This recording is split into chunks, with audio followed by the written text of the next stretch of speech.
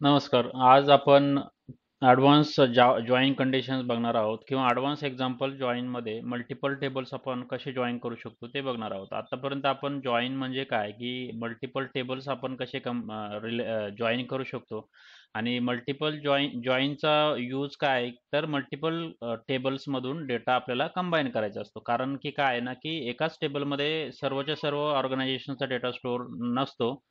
व्यवस्थित म्हणजे ऑर्गनाइज असण्यासाठी सर्व डेटा असा सेपरेट टेबल्समध्ये स्टोअर केलेला असतो.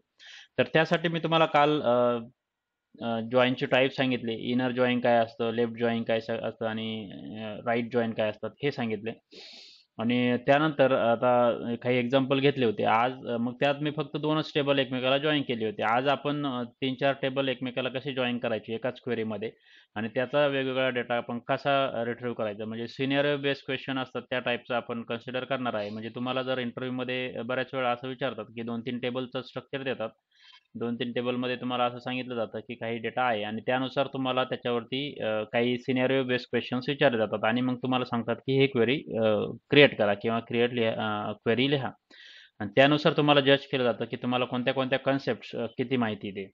मग त्यासाठी तुम्हाला ह्या सर्व गोष्टी कसे अप्रोच करायचं, एखादा क्वेश्चन असेल तर त्याला कसं अप्रोच करायचं, हे खूप महत्त्वाचं आहे. म्हणजे तुम्ही कोणताही क्वेश्चन आला एस-क्यू-एलमध्ये, भले की तुम्ही सिंटॅक्स चुकले किंवा तुम्हाला एखाद्या वेळेस असं झालं, की काही आठवलं नाही क्वेरीमध्ये वगैरे, परंतु तुमचा अप्रोच आणि तुमची थिंकिंग अप्रोच जो आहे तो व्यवस्थित जर असेल तर तरी पण भरपूर ते इफेक्टिव्ह होऊ शकतं आणि इंटरव्ह्यूवर जो आहे त्याला त्याचा म्हणजे असं प्रभाव पाडू शकतो आपण की म्हणतो ना की आपल्याला जरी टेक्निकली काही सिंटॅक्स केली म्हणजे सिंटॅक्स वगैरे जे आहे ते चुकले तरी काही प्रॉब्लेम नाही परंतु ॲटलिस्ट कन्सेप्ट क्लिअर पाहिजे आणि कन्सेप्ट क्लिअर जर असल्या तर त्या दृष्टीने आपण कसं ह्या गोष्टींना उत्तर देऊ शकतो ते आज आपण बघणार आहोत. तर जनरली मी तुम्हाला आता काल सांगितलं होतं, की सपोज मग आपल्याकडे टेबल 1 आहे आणि एक टेबल 2 आहे. तर ह्या गोष्टी आहे सपोज आणि मग आपल्याला सांगितलं, की ह्या टेबलमधून काही डेटा आपल्याला रिट्रीव्ह करायचा आहे. आता त्यावेळेस आपण जेव्हा जॉइन वापरतो, तेव्हा लक्षात घ्यायचं, की जॉइन जेव्हा वापरायचे असेल, तेव्हा ज्या कॉमन कीज असतील, कॉमन कॉलम जे असतील ह्या टेबलमध्ये, लेट्स से ह्या टेबलमध्ये एक आयडी कॉलम आहे आणि याच्यात पण एक आयडी कॉलम आहे. तर त्या बेसिसवरती आपण जॉइन करू शकतो. लेट्स से हा आयडी हा इथं प्रायमरी की आहे आणि इथे हा टेबल 2 मध्ये पण हा प्रायमरी की आहे किंवा फॉरेन की आहे. तर असे हे 2 कीज आपण कनेक्ट करू शकतो. ते कनेक्ट करताना आपल्याला सिलेक्ट स्टार म्हणजे आता फक्त मी सिंटॅक्स सांगतोय परत एकदा क्लॅरिफाय होण्यासाठी. सिलेक्ट स्टार फ्रॉम हे जे आहे क्लॉज आपला सेम असतो म्हणजे कोणती क्वेरी जी आहे आपल्याला जेव्हा रेकॉर्ड डिस्प्ले करायचे असतात किंवा दोन टेबलमधून किंवा दोनपेक्षा जास्त टेबलमधून आपल्याला डेटा रिट्रीव्ह करायचा असेल तेव्हा सिलेक्ट हे स्टेटमेंट आहे. आता हे डेटा मॅनिप्युलेशन स्टेटमेंट आहे की जिथे आपण सिलेक्टने स्टार्ट करतो. सिलेक्ट म्हणजे काय करतो की आपण डेटा रिट्रीव्ह करण्याचं काम करतो आणि स्टार म्हणजे काय की नंबर ऑफ कॉलम्स की कोणते कॉलम पाहिजे. स्टार म्हणजे काय की सर्वच्या सर्व कॉलम्स. फ्रॉम फ्रॉम हा एक असं आहे की डायरेक्टिव्ह आहे की आपल्याला कोणत्या टेबलमधून रिट्रीव्ह करायचं आहे. मग आपण इथे म्हटलं की टेबल 1 असं जर म्हटलं आपण की सिलेक्ट स्टार फ्रॉम टेबल 1 तर टेबल 1 मध्ये जेवढे कॉलम असतील तेवढ्या सगळ्यांचा डेटा येईल. आता आपल्याला जेव्हा जॉइन करायचं आहे, जॉइन करायचा जर असेल तर त्यावेळेस आपल्याला लक्षात घ्यायचं आहे की इनर जॉइन असं स्पेसिफाय करायची. ही जी टाइप आहे म्हणजे जर आपल्याला एक टेबल जॉइन करायचं आहे दुसऱ्या टेबल बरोबर तर त्यावेळेस आपल्याला पहिल्या टेबलचं नाव द्यायचं इकडे आणि दुसऱ्या टेबल चं नाव देण्याच्या अगोदर मध्ये जॉइन म्हणून आपल्याला इनर जॉइन किंवा लेफ्ट जॉइन, राइट जॉइन आपण असं देऊ शकतो. आणि त्यानंतर मग टेबल 2 तर असं हे द्यायचं असतं. परंतु आता हे एवढं झाल्यानंतर आपल्याला समजत नाही की एवढंच केल्यावर आपलं जॉइन पूर्ण होईल का? तर नाही. त्यासाठी आपल्याला सांगावं लागतं सिस्टमला की मला कोणत्या कॉलमवरती जॉइन करायची. म्हणजे 1-2 टेबल आहे. प्रत्येक टेबलमध्ये एका टेबलमध्ये 10 कॉलम आहे, दुसऱ्या टेबलमध्ये 50 कॉलम आहे. तर कशाच्या बेसवरती जॉइन करायची? कोणत्या कॉलमच्या बेसवरती जॉइन करायचंय? ते आपल्याला द्यावं लागतं. त्यासाठी मग आपल्याला एक ऑन म्हणून एक कीवर्ड आहे. हा फिक्स असतो. हा द्यावा लागतो आणि मग त्यानंतर टेबल 1 डॉट मग पहिला कॉलम आहे जो त्याचा जो कॉलम आहे तो त्याचं नाव द्यायचंय आणि त्याच्यानंतर equal to table 2 dot ID जो काय आहे म्हणजे पहिल्यांदा आपण हा टेबल 1 चा आयडी कॉलम देणार आहे. तो मला याच्याशी जॉइन करायचा आहे टेबल 2 मध्ये. तर तो मी इथे देणार आहे. तर साधारणपणे असं जर केलं तर आपला हा जॉईन इनर जॉईन होतो. आता यालाच जर आपल्याला लेफ्ट जॉईन करायचं असेल तर लेफ्ट जॉईन आपण कसं करणार आहे? तर लेफ्ट जॉईन पण मग आता बघा, फक्त इनरच्या जागी आपल्याला काय करायचंय, लेफ्ट जॉईन करायचंय आणि इथे पण इनरच्या जागी आपल्याला राईट जॉईन करायचंय. फक्त याच्यात कसं होतं ना, की आता तुम्हाला सांगितलं कार्डिनेटीच्या बेसिसवरती one to many relationship, many to one relationship, many to many आणि मेनी टू वन अशा टाईपच्या रिलेशनशिप असेल त्याच्यानुसार हे जॉईन्स डिसाईड होतात. त्यासाठी आपल्याला डेटाचं नॉलेज असणं गरजेचं आहे, की कोणत्या बेसिसवरती जॉईन करावं लागतं. तर बेसिकली जेव्हा हे जॉईन आपल्याला द्यायचे असतात तर जनरली बऱ्याच वेळा आपण इनर जॉईन देतो, की आपल्याला जे 2 टेबलमध्ये मॅचिंग रेकॉर्ड असतात तेच द्यावं लागतात. कधी-कधी असं असतं, की आपल्याला वन टू मेनी जे असेल म्हणजे डायमेन्शन टेबल आणि फॅक्ट टेबल. आता मी तुम्हाला एक सांगितलं होतं. ह्या 2 कन्सेप्ट लक्षात राहू द्या. फॅक्ट टेबल किंवा major table.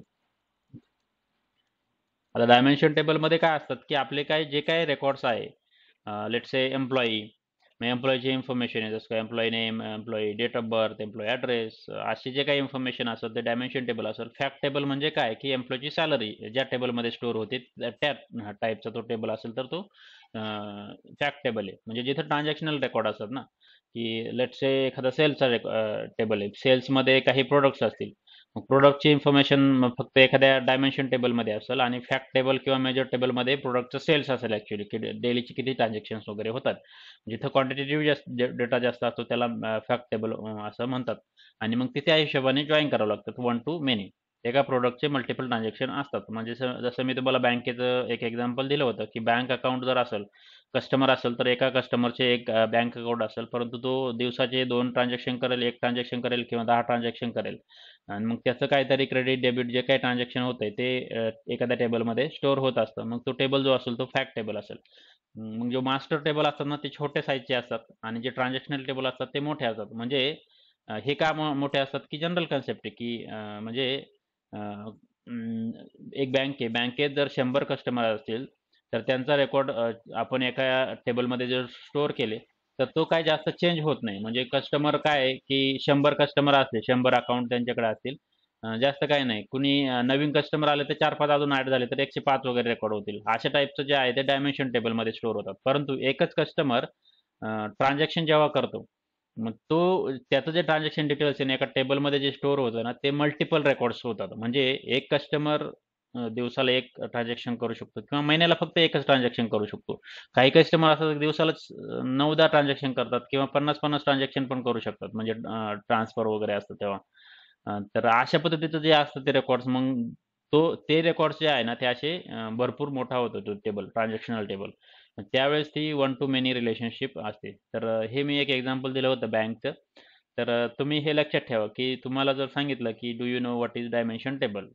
Or do you know any what is fact table किंवा मेजर टेबल किंवा यालाच अजून एक असं म्हणतात, की अजून नावं आहे 2-3 नावं अशी ट्रान्झॅक्शनल टेबल.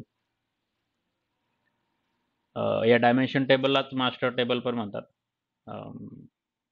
हां, एवढे 2 नावं आहे. डायमेन्शन टेबल आणि मास्टर टेबल म्हणतात किंवा फॅक्ट आणि हे दुसरे जे टेबल आहे फॅक्ट, मेजर किंवा ट्रान्झॅक्शन किंवा अजून एक त्याला मेट्रिक टेबल पण असे 3-4 नावं आहे. म्हणजे वेगवेगळ्या ठिकाणी वेगवेगळे लोकं गेले म्हणजे तुम्ही इंटरव्ह्यूला जरी गेले तर प्रत्येक ठिकाणी प्रत्येक जणाची जी काही अंडरस्टँडिंग असेल किंवा त्यांना जे नाव माहिती ते या नावाने तुम्हाला विचारू शकतात. की फॅक्ट टेबल म्हणू शकतात किंवा मेजर टेबल म्हणू शकतात किंवा ट्रान्झॅक्शन टेबल म्हणू शकतात किंवा मेट्रिक टेबल म्हणू शकतात. हे परंतु सर्वांचं जे आहे ते जे पर्पज आहे की purpose is to store the transactional details in the table transaction. आणि हे जे आहे ते याच्यात जो असतो जो डेटा आपला तो डायमेन्शन किंवा आपलं लेट्स से मास्टर डेटा किंवा लेट्स से कस्टमर स्पेसिफिक एक एक्झाम्पल घेतो मी. कस्टमर स्पेसिफिक रेकॉर्ड्स त्या टाईपचं एक एक्झाम्पल आहे. ठीक आहे. तर ह्या गोष्टी आहे. तर डायमेन्शन टेबल आणि मास्टर टेबल ह्या गोष्टी लक्षात ठेवा. आता हे इनर जॉईन आणि लेफ्ट जॉईन, राईट जॉईन ह्या ज्या गोष्टी आहेत त्या तुम्हाला त्या हिशोबाने आपल्याला डिसाईड कराव्या लागतात. आणि याचा सिंटॅक्स लक्षात राहू द्या. कधीही कोणते टेबल्स असले, तुम्हाला जर जॉईन करायची वेळ आली तरी तुम्ही असं हे करू शकता. आता याच्यातच मल्टिपल टेबल कसे जॉईन करू शकतो. जर आता झालं की हे कंडिशन टाकली तुम्ही, काय म्हटलं की पहिला टेबल मी दुसऱ्या टेबलशी जॉईन केला, अजून मला एक तिसरा टेबल जॉईन करायचा, तर मग मी काय करू शकतो, इनर जॉईन हे एक अजून टाकू शकतो आणि टेबल 3. आणि मग टेबल 3 ला मी जॉईन करणार, तो कोणाशी करायचा आहे मला, let say table 2 to table 3 करायचं आहे. मग टेबल 2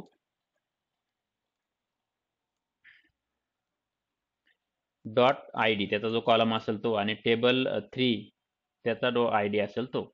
अशा पद्धतीने आपण हे करू शकतो. म्हणजे हा एक जॉईन झाला, जो इथे मेन्शन केलेला आहे, हा दुसरा एक जॉईन झाला असे. आणि मग मग आपण इथे जे आहे रेकॉर्ड्स, इथे आपण काय घेऊ शकतो, टेबल 1 चे पण रेकॉर्ड घेऊ शकतो.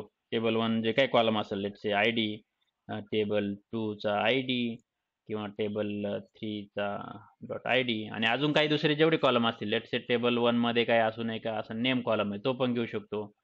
टेबल 2 मध्ये लेट से सॅलरी आहे असं घेऊ शकतो. काही पण म्हणजे जे काही कॉलम असतील ते आपण या सिलेक्ट क्लॉज मध्ये घेऊ शकतो. आणि टेबल 3 चा पण घेऊ शकतो. म्हणजे इथं टेबल 3 चा पण मी सांगितलं तसं तुम्हाला, इथं टेबल 3 चा आयडी पण आपण घेऊ शकतो. जे काही कॉलम असतील ते, म्हणजे जेवढी रिक्वायरमेंट असेल बिझनेसची त्या हिशोबाने आपण हे करू शकतो. तर हा सिंटॅक्स लक्षात राहू द्या, आणि याची जरा थोडीशी प्रॅक्टिस करा. जॉईन्स खूप महत्त्वाचे आहे. मल्टिपल जॉईन्स वगैरे जेव्हा आपल्याला घ्यायचे असतात, यूज करायचे असतात, त्यावेळेस भरपूर हे युजफुल असतात. तर इथे काही क्वेश्चन्स आहे का, म्हणजे अजून एक मी एक सिनारिओ बेस एक्झाम्पल घेणार आहे, पण याच्यात काही क्वेश्चन असतील तर विचारू शकता इथे.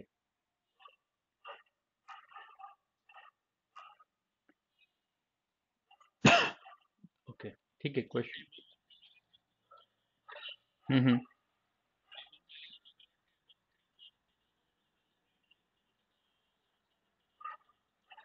करू शकतो. हा जर वाटला ना तुम्हाला की राईट जॉईन करायचं आहे, तर आपण करू शकतो. म्हणजे एका क्वेरीमध्ये आपण मल्टिपल जॉईन्स वेगवेगळ्या प्रकारचे घेऊ शकतो. म्हणजे एक इनर जॉईनने असू शकतो, एक राईट जॉईनने असू शकतो, एक लेफ्ट आउट जॉईनने असू शकतो. म्हणजे डिपेंडिंग अपॉन देअर रिलेशनशिप. म्हणजे याच्यात असं काही नाही की स्पेसिफिक फक्त एक जॉईन स्पेसिफाय केला का तो जॉईन सगळ्या क्वेरीमध्ये, तसं नाही. मग त्याच्यात आपण वेगवेगळे जॉईन स्पेसिफाय करू शकतो. तर ते लागतातच. म्हणजे जेव्हा खूप मोठ्या क्वेरीज असतात ना, त्यावेळेस एकच टेबलचं जे असतात ना, त्या रिलेशनशिप एकच नसतात. सगळेच काही इनर जॉईन असतात, काही लेफ्ट जॉईन असतात, बऱ्याच वेळा काही राईट जॉईन असतात. मग त्या हिशोबाने आपण करू शकतो. म्हणजे त्याला काही रिस्ट्रिक्शन्स नाही. फक्त जेव्हा आपण हे स्पेसिफाय करतोय जॉईन्स वगैरे, तेव्हा ते राईट रिलेशनशिपने, राईट जॉईन टाईपनी झाले पाहिजे. एवढं लक्षात राहणं गरजेचं आहे. नाहीतर काय होतं ना, खूप जर मोठा टेबल असेल, म्हणजे खूप सारे टेबल्स असतील आणि त्याच्यात जर भरपूर जॉईन्स असतील आणि जर प्रॉपर जॉईनिंग झालं नाही, तर मग ती क्वेरी भरपूर टाइम घेते एक्झिक्यूट होण्यासाठी. मग परफॉर्मन्स इम्पॅक्ट वगैरे होतो. मग त्यावेळेस आपल्याला ह्या सर्व गोष्टी लक्षात ठेवाव्या लागतात, की कोणती क्वेरी लिहिताना ती व्यवस्थित इफेक्टिव्ह आणि त्यातली जी राईट अप्रोच आहे तो क्वेरी लिहिण्याचा, तेच झालं पाहिजे. उगाच काही कोणते कॉलम कुठे पण जॉईन करण्याचा प्रयत्न केला, तर ते होत नाही. म्हणजे आपण असं ट्राय केलं की काहीतरी त्यांच्यात काही प्रायमरी की फॉरेन की टाईपचं रिलेशनशिप नाही, किंवा त्यांचा काही डेटा असा व्यवस्थित नाही, की खूपच असे मिसमॅच आहेत डेटा टाईपमध्ये वगैरे, आणि ते जॉईन करण्याचा प्रयत्न केला तर मग ते होणार नाही व्यवस्थित. आणि त्याच्यात मग टाइम पण भरपूर जातो. त्याला त्याला मग नंतर पुढे प्रॉब्लेम येतात, की तुमची क्वेरी जर परफॉर्मन्स वाईज खूपच लिस्ट इफेक्टिव्ह असेल, म्हणजे खूपच टाइम कन्झ्युमिंग जर असेल, तर मग आपल्याला ती ट्युनिंग करावी लागते. परफॉर्मन्स ट्युनिंग म्हणतात त्याला. परफॉर्मन्स ट्युनिंग म्हणजे की सगळी क्वेरी अनालाइज करायची. कोणते टेबल किंवा कोणते जॉईन्स किंवा कोणते कॅल्क्युलेशन्स आपण यूज करतोय क्वेरीमध्ये, ते कुठे जास्त टाइम जातोय, ते सगळे अनालायसिस करून आपल्याला जास्तीत जास्त त्याचं सिम्पलर फॉर्मॅटमध्ये ती क्वेरी कशी करायची असते, त्यासाठी ते परफॉर्मन्स ट्युनिंग म्हणून एक पार्ट आहे, तो नंतर करावा लागतो आपल्याला. जर अशा काही क्वेरीज असतात की ज्या परफॉर्मन्स खूप म्हणजे खूपच टाइम टेकिंग आहे, तर त्यावेळेस आपल्याला या परफॉर्मन्स ट्रेनिंग वगैरे टिप्स वगैरे यूज करावं लागतात. त्या पुढच्या गोष्टी आहे. सध्या तुम्हाला ह्या गोष्टी क्वेरी लिहिता आल्या पाहिजे. मल्टिपल टेबल्स पण जॉईन करता आले पाहिजे. आता आपण काय करूया, एक माझ्याकडे एक क्वेश्चन आहे, म्हणजे की आपल्याकडे आता एक सिनारिओ बेस्ड क्वेश्चन आहे, की आपल्याला एक रिपोर्ट तयार करायचा आहे. आता रिपोर्ट तयार करायचा म्हणजे काय आहे, की आपल्याला डेटा रिट्रीव्ह करायचा आहे. आता आणि तुम्हाला असे काही आता क्वेश्चन पण असा सिमिलर टाईपचे क्वेश्चन तुम्हाला जर इंटरव्ह्यू मध्ये विचारू शकतात की तुमच्याकडे असे 4-5 टेबल आहे. आता इथं तुम्ही बघा हे टेबल्स आहे sales order header, sales order detail, product, product sub category आणि प्रोडक्ट कॅटेगरी एवढे 4-5 टेबल आहे आणि ह्या टेबलमधून तुम्हाला असा क्वेश्चन विचारलाय की show the total sales amount for each product category in the Adventure Works database for the year 2022 म्हणजे 2022 ह्या वर्षासाठी तुम्हाला काय करायचं की पर्टिक्युलर हे जे आहे पर्टिक्युलर जे काही सेल्स अमाऊंट आहे ती प्रोडक्टचं नाव आणि तुम्हाला त्या दृष्टीने तुम्हाला ते डिस्प्ले करायचं म्हणजे याचा आउटपुट त्यांना काय एक्सपेक्टेड आहे. ॲक्च्युली आपल्याकडे आता 2022चा डेटा नाही आहे तर 2011 मी कन्सिडर करतो कारण की ॲडव्हान्टेज वर्क्समध्ये जुना डेटा आहे जरा. तर याच्यात काय पाहिजे की आपल्याला 2011 साठी म्हणजे आता म्हणजे त्यांना एक्सपेक्टेड आउटपुट काय पाहिजे माहिती आहे ना प्रोडक्ट नेम पाहिजे त्यांना आणि इथे पाहिजे त्यांना सेल्स अमाऊंट असे 2 कॉलम पाहिजे. ठीक आहे. मग याच्यात त्यांना प्रोडक्टचं नाव जे असेल ते पाहिजे आणि प्रोडक्ट कॅटेगरीचं नाव फॉर इच प्रोडक्ट कॅटेगरी. तर हे पाहिजे आणि त्यांना सेल्स अमाऊंट ही व्हॅल्यू पाहिजे असा टेबल पाहिजे की प्रत्येक प्रोडक्ट कॅटेगरीमध्ये त्याचे किती सेल झालेलं आहे पर्टिक्युलर ते काढायचे. तर यासाठी आपल्याला काय करावं लागतं ह्या क्वेरीला आपण कसं अप्रोच करणार असं तुम्हाला मग याच्यात तुम्हाला कुठं टेस्ट केलं जातं की म्हणजे तुम्हाला असं विचारलं जातं की असा क्वेश्चन विचारल्यानंतर तुमची थिंकिंग प्रोसेस काय आहे तुम्ही कोणत्या दृष्टीने विचार करतात ह्या गोष्टीचं थोडंसं जज करण्याचा प्रयत्न केला जातो तुम्हाला जेव्हा असा प्रश्न विचारला जाईल त्यावेळेस. तुम्हाला ह्या गोष्टी करताना सर्वात प्रथम हे टेबल जे आहे ना ते ऑब्झर्व करणं गरजेचं आहे की ह्या टेबलमध्ये आपण काय काय करू शकतो की हे काय काय हे टेबल आणि याच्यात कसला प्रकारचा डेटा आहे. तर सर्वात प्रथम जो सेल्स ऑर्डर हेडर टेबल आहे ना आता ह्या क्वेश्चन जर बघितलं ना आपल्याला दोन गोष्टी लक्षात घ्यायच्या की आपल्याला डायमेन्शन काय डिस्प्ले करायचं आहे आणि मेजर काय डिस्प्ले करायचं आहे. डायमेन्शन म्हणजे काय आहे प्रोडक्ट नेम आणि मेजर म्हणजे काय आहे सेल्स अमाऊंट. म्हणजे जेव्हा अमाऊंट किंवा न्यूमेरिक फील्ड असतात त्या क्वांटिटेटिव्ह असतात आणि ज्या टेक्स्ट फील्ड ज्या असतात त्या आपल्याला काय असतात त्या क्वालिटेटिव्ह. तर ह्या दोन्ही एकमेकाला डिपेंडंट असतात त्यामुळं तेवढं आयडेंटिफाय करायचं आहे. मग आपल्याला पर्टिक्युलर टोटल सेल्स अमाऊंट कुठे भेटेल हे आपल्याला सेल्स अमाऊंट ही जी फील्ड आहे ना ही आयडेंटिफाय करायची कोणत्या टेबलमध्ये मग त्यासाठी आपल्याला हे टेबल जे आहे ना ते क्वेरी करायची. तर ते क्वेरी करण्यासाठी आपण काय म्हणू सेल्स ऑर्डर हेडर. आता याला थोडंसं ऑब्झर्व करायचं आहे. याच्यात बरेचसे जवळपास 31,000 रेकॉर्ड आहे इथे खाली दिसेल तुम्हाला.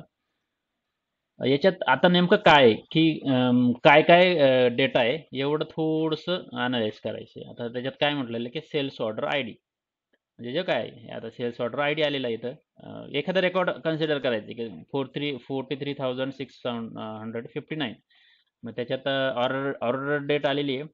त्याची ड्यू डेट काय आहे की 6 तारीख जून डिसेंबर अशी सॉरी डिसेंबर 6 तारीख आहे आणि इथं काय आहे ऑर्डर डेट या तारखेला आलेली आहे इथपर्यंत ती करायची आणि शिप डेट कधी झालेली आहे 7 जूनला झालेली आहे.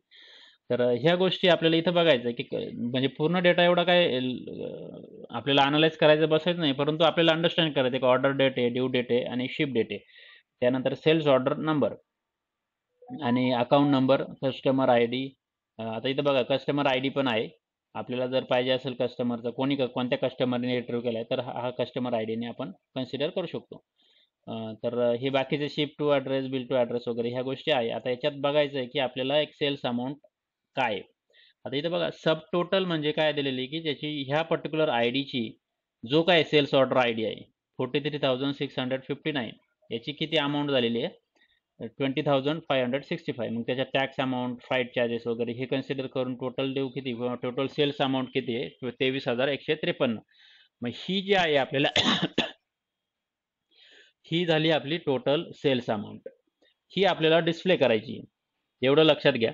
आता ही डिस्प्ले करायची आहे तर आपल्याला पहिली गोष्ट करायची आहे की आता क्वेरी लिहिण्याचा प्रयत्न करायचा आपण. ठीक आहे. आपल्याला आता काय भेटतंय की ही सेल्स अमाऊंट भेटते. मग आपण काय म्हणणार की select let's say star from म्हणजे आपल्याला सुरुवातीचा पहिला टेबल कोणता घ्यायचा आहे कन्सिडर करायचा आहे सेल्स ऑर्डर हेडर. ह्याला जर घेतलं आणि याच्यातून आपल्याला काय पाहिजे आपल्याला टोटल ड्यू ही जी आहे ही आपण घेणार आहे. तर याला जर रन केलं तर आपली हे अशी येणार. हम्म. परंतु आपल्याला रेकॉर्ड काय पाहिजे, आउटपुट काय पाहिजे, तर आउटपुट आपल्याला प्रोडक्ट नेम आणि सेल्स अमाऊंट पाहिजे. तर प्रोडक्ट नेम आणि सेल्स अमाऊंट काढण्यासाठी आपण डायरेक्टली फक्त टोटल ड्यू असं घेतलं आणि याच्यावरून आपल्याला काहीच कळणार नाही. मग प्रोडक्ट नेम आहे का, प्रोडक्ट नेम वगैरे आहे का इथे काही, तर ह्या टेबलमध्ये आपण आता जर बघितलं तर प्रोडक्टच्या रिलेटेड काही दिसतंय का इथे, प्रोडक्टच्या रिलेटेड काही दिसतंय का, प्रोडक्ट आय डी वगैरे मग असं काहीतरी आहे का इथे. इथे असा काही टेबल नाही प्रोडक्ट. मग आपण याला कसं जॉईन करू शकतो, तर त्यासाठी आपल्याला दुसरे टेबल थोडेफार ऑब्झर्व करणं गरजेचं आहे. मग sales order detail, sales order detail होता हेडर आणि डिटेल एवढं लक्षात घ्या. हेडर म्हणजे फक्त हेडर इन्फॉर्मेशन असणार, एकच ऑर्डर आय डी असणार, आणि डिटेलमध्ये त्याच्या पर्टिक्युलर ऑर्डरमध्ये किती आयटम परचेस म्हणजे ऑर्डर झाले त्याची डिटेल इन्फॉर्मेशन असतात. मग त्यामुळे जर तुम्ही बघितलं आता आपला हा सेल्स ऑर्डर डिटेलचा रेकॉर्ड आहे आणि तुम्हाला मी दाखवलं होतं सेल्स ऑर्डर हेडरमध्ये किती रेकॉर्ड्स आहे, जे काय आता लेट्स से हा जो आहे 43,659 हा रेकॉर्ड जर बघायला गेलो, याची ऑर्डर आय डी जर बघायला गेलो आपण या सेल्स ऑर्डर डिटेलमध्ये, तर किती रेकॉर्ड आहे जवळपास इथं बघा मल्टिपल रेकॉर्ड आहे. त्याच्यात व्हेअर कंडिशन जर टाकले आपण sales order I D is equal to this one, मी पर्टिक्युलर एकच एकच ऑर्डर आय डी टाकतोय. मग किती आले आपले 12 रोज आहे जवळपास. ठीक आहे. आता 12 रोजचे बघा, आता मी तुम्हाला काय म्हणतो, आता इथं पण आपण पर्टिक्युलर एकच रेकॉर्ड कन्सिडर करूया जेणेकरून आपल्याला थोडंसं रिलेशनशिप कळेल की यांचं नेमकं रिलेशनशिप काय. अम, हे बघा आता मी दोन्ही क्वेरी रन केल्या. ह्या रेकॉर्डमध्ये ह्या पहिल्या हेडर टेबलमध्ये एकच सेल्स ऑर्डर आय डी आणि या डिटेलमध्ये सर्व डिटेल रेकॉर्ड्स आहे जेवढे काय आहे, किती क्वांटिटी गेल्या प्रत्येक ऑर्डरमध्ये, ऑर्डर आय डी, मग याच्यात किती ऑर्डर क्वांटिटी झाली 131 असे जे दिसत आहे पर्टिक्युलर सब डिटेल, म्हणजे जे म्हणतो ना आपण डिटेल, मग त्याची प्रत्येकाची प्राइस वगैरे किती दिलेली, हे सर्व इन्फॉर्मेशन आहे. याच्यात जास्त काही इन्फॉर्मेशन नाही, फक्त सेल्स ऑर्डर आय डी आणि याच्यात कोणता प्रोडक्ट. आता इथं प्रोडक्ट आय डी इन्फॉर्मेशन बघा, प्रोडक्ट आय डी म्हणजे ह्या हेडरमध्ये प्रोडक्टची इन्फॉर्मेशन नाही की कोणता प्रोडक्ट गेला, परंतु डिटेल याच्यात आहे की याचा हा प्रोडक्ट आय डी. तर ठीक आहे. तर याच्यावरून आपल्याला आता पुढं प्रोडक्टसाठी जायचं आहे, म्हणजे जे म्हणतो ना आपण की ट्रॅकिंग कसं करायचं, की एका कीवरून दुसऱ्या कीपर्यंत आपल्याला कसं जायचं आहे. त्यासाठी आपण याच्यातून आपल्याला काय काय भेटतंय, त्यासाठी आपण इथं इथं म्हणू शकतो sales order I D comma total due, हे जे आहे ते याच्यातून भेटणार आपल्याला. आणि हे जे आहे इथं आपण परत सेल्स ऑर्डर आय डी आणि आपल्याला इथं प्रोडक्ट आय डी पण भेटणार आहे. म्हणून आपल्याला काय घ्यायचं आहे हे बघा. आता याला मी दोन यांना रन जर केलं तर आता आपल्याला हे जॉईनिंग जे आहे ना, जॉईन करण्यासाठी आपल्याला हे दोन टेबल कसे कन्सिडर करायचे त्यासाठी आपण हे करणार आहे. हा सेल्स ऑर्डर आय डी आणि हा डिटेलचा, याच्यात जर रेकॉर्ड बघितले आपण आणि याची आता युनिट प्राइस जर बघितली, अजून आपल्याला इथं काय घ्यायचं आहे युनिट प्राइस. आता हे व्हेरीफाय करायचं बरोबर आहे का नाही. आता ही जी किंमत आहे, ही जी 12 रेकॉर्डची किंमत आहे, मी ती काय करतो एक एक्सेलमध्ये टाकण्याचा प्रयत्न करतो. तर याच्यात तुम्ही बघितलं तर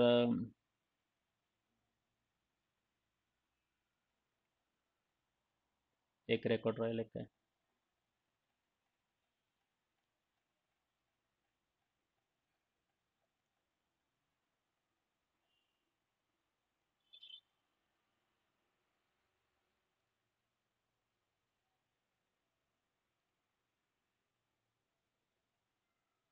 14, याची टोटल किती आहे 14,323.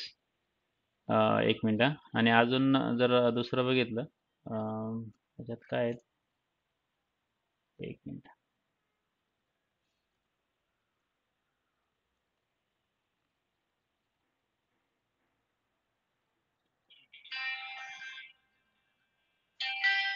हा हा, एक मिनिट. हा, हे जे आहे ना याचं इथं हा, लाईन टोटल ही कन्सिडर करायची आपल्याला. सॉरी, युनिट प्राइस जी आहे ती, हा, ही युनिट प्राइस आपल्याला इथं कन्सिडर करायची आहे. ती जी आहे ना 20,565, म्हणजे मला ते हे जे युनिट प्राइस न घेता आपण इथं जर लाईन टोटल घेतली, कारण ते कॅल्क्युलेट होऊन येतं ना इथं लाईन टोटल. आता बघा, ही लाईन टोटल जी आहे ती जर मी याची सम केली इथे, तर 20,565 आली टोटल. इथे खाली दिसते तुम्हाला. तर तीच रेकॉर्ड तुम्हाला याच्यात पण दिसेल, म्हणजे 20,565. 20,565 इथं काय आहे, टोटल 23 का आहे, कारण की याच्यात जर तुम्ही बघितलं तर टॅक्स आणि फ्राईट चार्जेस वाढलेले. म्हणजे एक टॅक्स अमाऊंट आणि फ्राईट चार्जेस, आणि हे जे आहे ते ऍड करून ती 23,000 झालेली आहे, जे काय आहे ती. आणि याच्यात अजून एक कॉलम होता, तो तो जो आहे तो टोटल 20,565चा इथं ते दाखवत होता. तो कुठे गेला? सब टोटल, हे जे आहे सब टोटल. आता बघा, हे जे आहे हे दाखवण्याचा माझा उद्देश असा आहे की जे आपण करतोय ते आपल्याला अंडरस्टँड करता आलं पाहिजे की आपण डेटा कसा अनालाइज करायचा आहे. आता बघा, पर्टिक्युलर ऑर्डरसाठी 43,659 साठी टोटल जी आहे ती, ही जी आहे टोटल, ती आलेली आहे 20,565. आणि मग त्याची टोटल ड्यू जी आहे ती, ही आणि हे दोन्ही एकत्र करून 23,153 आलेली आहे. आता आपलं पर्पज काय आहे की ह्या पर्पज असा आहे की आपल्याला काय पाहिजे, प्रोडक्ट नेम आणि सेल्स अमाऊंट पाहिजे. मग त्यासाठी आपण इथं काय म्हणणार, जर याची सम ऑफ टोटल सेल केली, टोटल ड्यू, जर फक्त आता एवढं केलं तर काय झालं, तर ही काहीतरी अशी येते, म्हणजे पूर्ण सम ज्या टेबलमध्ये जेवढे रेकॉर्ड असतील तेवढे सम, परंतु आपल्याला काय पाहिजे, प्रोडक्ट नेम पाहिजे. मग त्यासाठी आता आपल्याला जॉईन करणं गरजेचं आहे. आता तुम्हाला लक्षात आलं असेल की ह्या दोन क्वेरीमध्ये कॉमन कोणती गोष्ट आहे, कॉमन कोणता कॉलम याच्यात, तर तो कॉलम आहे तो सेल्स ऑर्डर आय डी. लक्षात घ्या, हा सेल्स ऑर्डर आय डी आणि हा sales order I D common आहे. मग आपण ह्या दोन यांना जॉईन करू शकतो. तर ते कसं करणार मग, आता आपण काय केलं, इथं पहिल्यांदा काय केलं, हेडर ऑर्डर हेडर घेतला, आणि मग त्यानंतर इथे इनर जॉईन असं म्हणणार आपण, आणि त्या टेबलचं नाव देणार.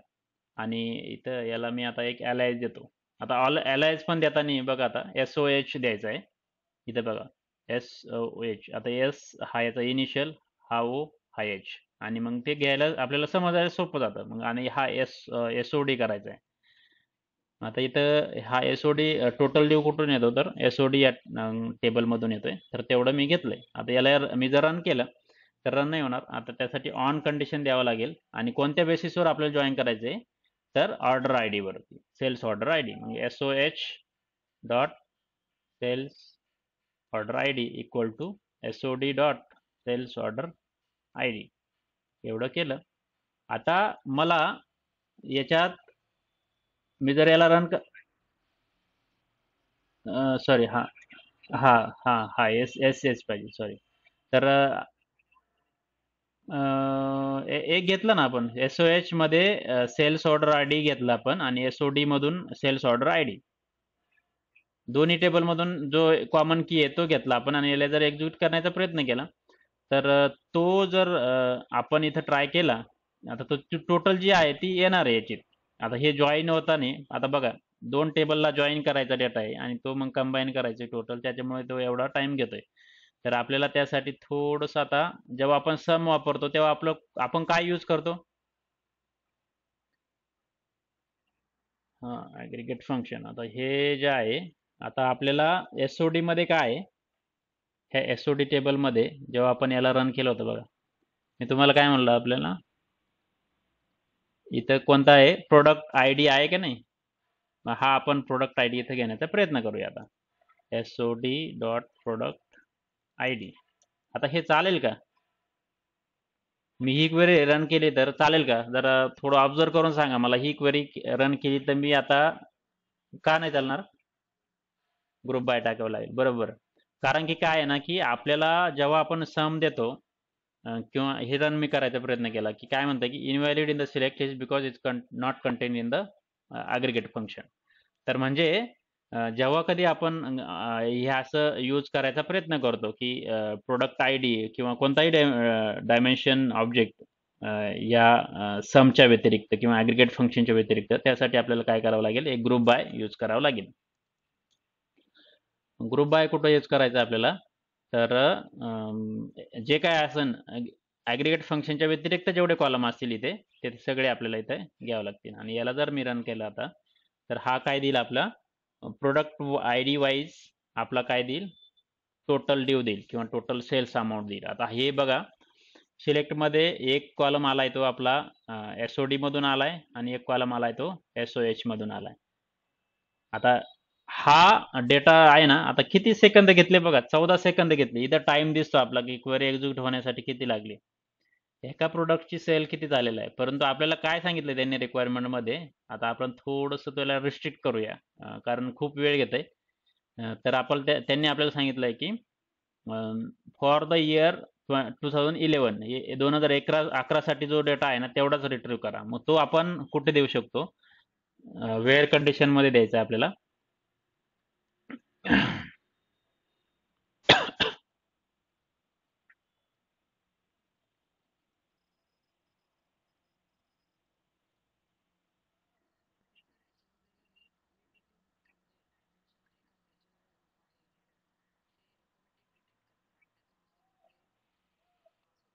हो हो हो हो.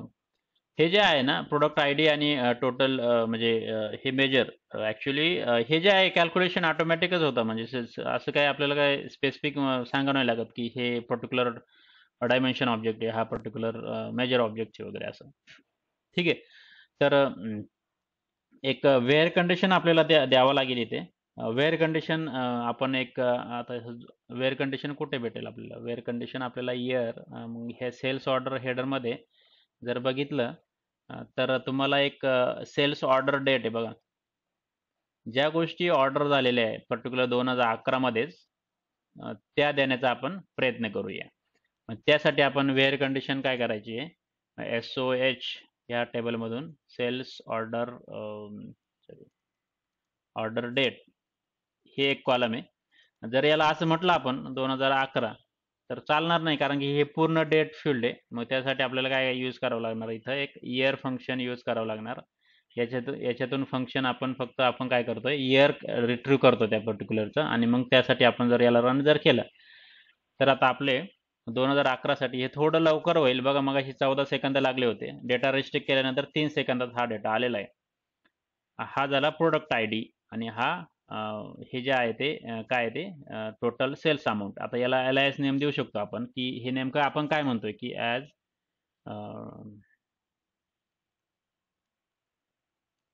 टोटल सेल्स हे म्हणू शकतो आपण. ठीक आहे. तर हे म्हणू शकतो. आणि याला जर मी रन केलं तर आता बघा, आता याचं नाव चेंज झालंय, टोटल सेल्स आलेलं आहे इथे. आता हे प्रोडक्ट आय डी आलेला आहे, परंतु आपल्याला हा काही स्पेसिफिक किंवा मिनिंगफुल नाही आहे. आपल्याला प्रोडक्ट नेम पाहिजे. मग प्रोडक्ट नेम कुठून भेटणार आहे? मग त्यासाठी आपल्याला बाकीचे टेबल थोडे एक्सप्लोर करावं लागतील, की प्रोडक्ट नेम. आता आपल्याकडे प्रोडक्ट आय डी तर आहे, मग तो प्रोडक्ट आय डी आपण दुसऱ्या टेबलमधून कुठून घेऊ शकतो का? आणि त्याच्यावरून आपण काही प्रोडक्टचं नाव वगैरे काढू शकतो का? तर आपल्याला इथं हां, मग ह्या ज्या आहे ना 3 टेबल आपल्याला ते बघावं लागतील, की काय काय करावं लागतं. मग हा एक्झिक्यूट करायचा. याच्यात बघा, इथं प्रोडक्ट आयडी आहे, इथं आहे ते प्रोडक्ट, इथं नेम आहे. अं, आणि त्यानंतर हा जो आहे की आपण काय म्हणतो ना की बाकीच्या ज्या गोष्टी, या सर्व गोष्टी इथं आहे दिलेल्या आहे सर्व, की याचं आपल्याला काही एवढं काही आता सध्या गरजेचं नाही. हा जो प्रोडक्ट आयडी आहे ना, तो आपण याच्याशी जॉईन करू शकतो का?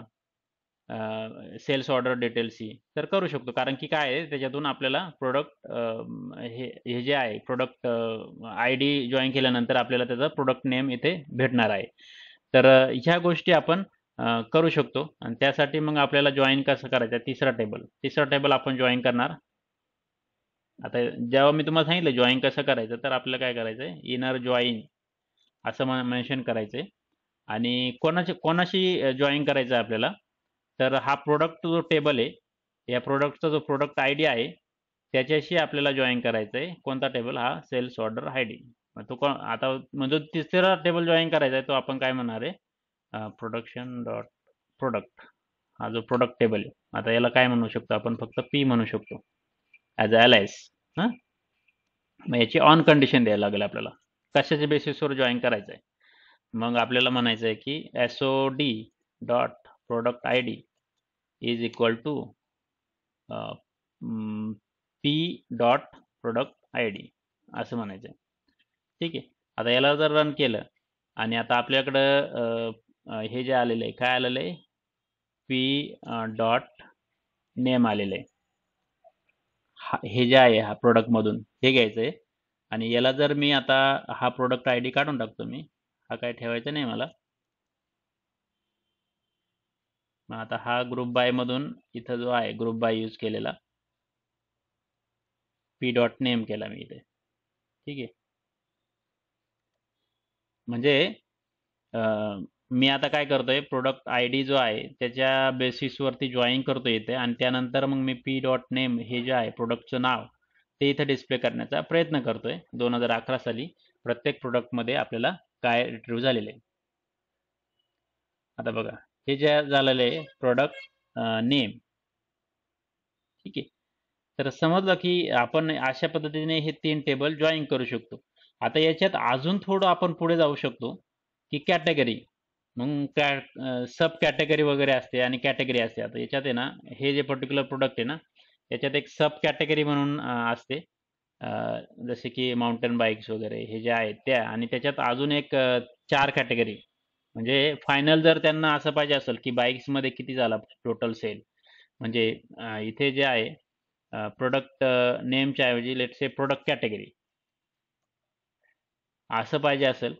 आणि जर आपण इथं ट्राय केला की आपल्याला हे बाईक्स पण पाहिजे, कंपोनंट्स पण पाहिजे, आणि फक्त बाईक्समध्ये किती झाला सेल्स. आता याच्यात कसं आहे ना की हा जो आपण आता केलाय, की याच्यात जे केलं आपण ते प्रोडक्ट वाईज दिसतंय प्रत्येक प्रोडक्टचं, परंतु आपल्याला याच्यात सेग्रिगेशन होत नाही की आपल्याला कोणत्या कॅटेगरीमध्ये किती टोटल सेल झालेला आहे. म्हणजे आता हे जे प्रोडक्ट दिसत आहेत, आता हे माउंटन वगैरे जे आहे ते लेट्स से ॲक्सेसरीज वगैरे किंवा बाईक्स वगैरे. परंतु बाकीचे जे आहे जसे की दुसरे जे आले क्लोथिंग वगैरे, त्याच्यात मग काय सेल झालाय किंवा कोणता सेल झालाय तेवढा टोटल जर काढायचं असेल, तर आपल्याला हे जे दोन दुसरे टेबल आहे ना त्यांना पण जॉईन करावं लागेल. मग ते जॉईन कसे करायचे, मग त्यासाठी आपल्याला हे 2 टेबल थोडे ऑब्झर्व करावं लागतील. आता product sub category I D. आता हा बघायचे इथं काय आहे, की ज्या कोणत्या दिसत आहेत इथं, सब कॅटेगरी आय डी दिसते आणि एक कॅटेगरी आय डी दिसते. मग ह्या प्रोडक्ट कॅटेगरीमध्ये आहे का काही तसं प्रोडक्ट टेबलमध्ये, तर ते बघायचं आहे. तर इथे बघा, प्रोडक्ट आय डीचे फक्त प्रोडक्ट नंबर आहे, दुसरे काही कॉलम दिसत नाही की जे आपण याच्यात, हां सब कॅटेगरी आय डी आहे इथे. हे बघा, सब कॅटेगरी आय डी. हां, म्हणजे जरी काही नल असले तरी काही ठिकाणी त्याच्या व्हॅल्यू आहे. मग हा आपण सब कॅटेगरी आय डी याच्याशी जॉईन करू शकतो. मग अजून एक टेबल आपण जॉईन करू शकतो, प्रोडक्ट सब कॅटेगरी. तो कोणाशी जॉईन करायचा आपल्याला, प्रोडक्ट टेबल बरोबर. मग त्यासाठी परत इनर जॉईन, याला आपण म्हणू शकतो P S C. On condition द्यायची P dot product sub category I D, आणि पी एस सी जो दुसरा टेबल आहे त्याच्यातून product sub category I D असं द्यायचं आहे. याच्यातून आपण काय घेऊ शकतो, तर याच्यातून आपल्याला एखादा मिनिंगफुल दिसतोय का प्रोडक्ट सब कॅटेगरीमधून, तर इथं नेमच आहे फक्त, बाकी काही नाही. आणि शेवटची जी शेवटचा जो टेबल आहे त्याला बघूया आपण. शेवटच्या टेबलमध्ये आपली ॲक्च्युली जे आहे ते 4 आहे. मग हा कॅटेगरी आय डी मधून आपण हे जे आहे हे 4 याची नावं घेऊ शकतो. तर ते कसे घ्यायचे? मग त्यासाठी आपण हा प्रोडक्ट कॅटेगरी पण जॉईन करू शकतो. इनर जॉईन प्रोडक्ट हा जो आहे, याची जी कंडिशन आहे ती आपण कशी देणार इथे? तर ही जे प्रोडक्ट कॅटेगरी आहे त्याच्याशी आपण ह्या, कारण हे बघा तुम्ही आता हा जो सब कॅटेगरी आहे त्याच्यात प्रोडक्ट कॅटेगरी आय डी हा कॉलम आहे, प्रोडक्ट कॅटेगरी आय डी. मग तो आपण इथे जॉईन करू शकतो. मग तो PSC dot product category I D equal to, याला आपण म्हणू शकतो PC dot product category I D.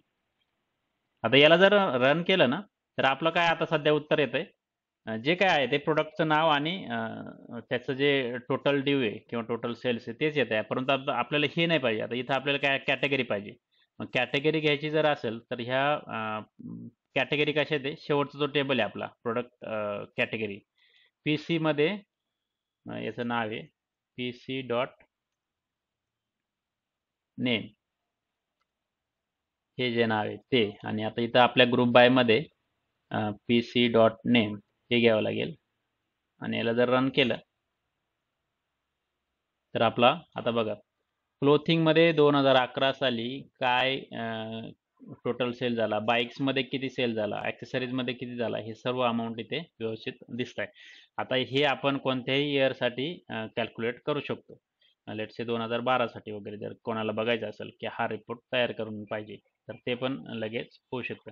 तर अशा पद्धतीने आपण करू शकतो. आता इथं तर अजून थोडं डिटेल लेवलमध्ये पाहिजे असेल तर P डॉट जर नेम जर दिलं तर इथे प्रोडक्टचं नाव पण येईल, म्हणजे त्या कॅटेगरीमध्ये कोणत्या प्रोडक्टचं नाव आहे. मग त्यासाठी फक्त आपल्याला इथे हे P डॉट नेम पण द्यावं लागेल. आणि याला जर रन केला असा तर अशा पद्धतीने बाईक्समध्ये आता बघा तुम्ही हे दिसतंय. आणि याला जर ऑर्डर बाय जर केलं ना व्यवस्थित सिक्वेन्समध्ये, order by let's say PC dot name याने जर केलं म्हणजे त्याची सॉर्टिंग होईल व्यवस्थित आणि आपल्याला दिसायला पण डेटा व्यवस्थित दिसतो.